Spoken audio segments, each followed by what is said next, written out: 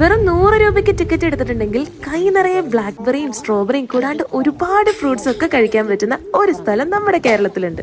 മൂന്നാർ ടൗണിൽ നിന്ന് തൊട്ടടുത്ത് നമ്മുടെ കുണ്ടള ഡാമിനോട് ചേർന്നാണ് ഈ ഒരു ഫാം ഉള്ളത്. പക്ഷെ അധികം ആരും ഇത് ശ്രദ്ധിച്ചിട്ടുണ്ടാവില്ല. മെയിൻ റോഡിൽ നിന്ന് ഏകദേശം 2 കിലോമീറ്റർ ചെറിയ ഓഫ് റോഡ് ഒക്കെ ചെയ്ത് വേണം അങ്ങോട്ടേക്ക് എത്താൻ. എങ്കിൽ പോലും ഇത്രയും സീനിക് ആയിട്ടുള്ള റൂട്ട് ഞാൻ എന്റെ ജീവിതത്തിൽ കണ്ടിട്ടില്ല ഞാൻ തന്നെ പറയും. ടാറ്റയുടെ കീഴിൽ വരുന്ന ഏകദേശം 100 ഏക്കറുള്ള ഒരു ഫാമാണിത്.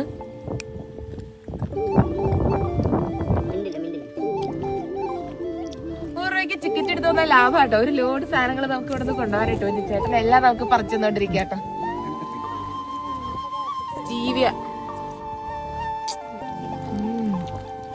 ഇതാണ് ബ്ലാക്ക്ബെറി.